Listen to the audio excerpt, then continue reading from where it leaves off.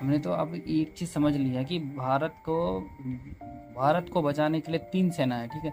भारत को बाहर से बचाने के लिए। अब भारत के अंदर कुछ होगा तो उसको कौन बचा रहा है? तो फिर हमारे साथ है, सबसे पहले है NCC, national cadet corps, NCC हो गया। उसके बाद आपका आएगा प्रादेशिक सेना, फिर आएगा आपका सीमा सुरक्षा बल बीएसएफ आएगा, फिर आएगा असम राइफल्स, फिर आ गया आपका राष्ट्रीय सुरक्षा गार्ड एनएसजी, फिर आपका आ गया केंद्रीय औद्योगिक सुरक्षा बल सीआईएसएफ, केंद्रीय रिजर्व पुलिस बल सीआरपीएफ, ठीक है? ये सब हमारे क्या आ गया अंदर आंतरिक सुरक्षा व्यवस्था के लिए ये हमने ऐसा किया है, ठीक है? हमने बनाया है सुरक्षा, ठीक है? अब इस चीज़ को हम समझेंगे। नेशनल कैडेट कोर क्या होता है? इसकी स्थापना 1948 में की गई है। इसका मुख्य उद्देश्य था भारत की रक्षा के प्रति युवकों तथा युवतियों को जागरूक करना तथा उन्हें अंतिम रक्षा पंक्ति के लिए तैयार रखना। इसका आदर्श वाक्य एकता और अनुशासन है।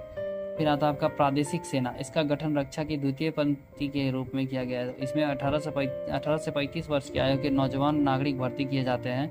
इन्हें पार्ट टाइम में सैनिक प्रशिक्षण दिया जाता है और आपात स्थिति में इस सेना को बुलाया जाता है। कौन से आपातकालीन में बुलाते हैं ना, उसी को कहते हैं प्रादेशिक सेना।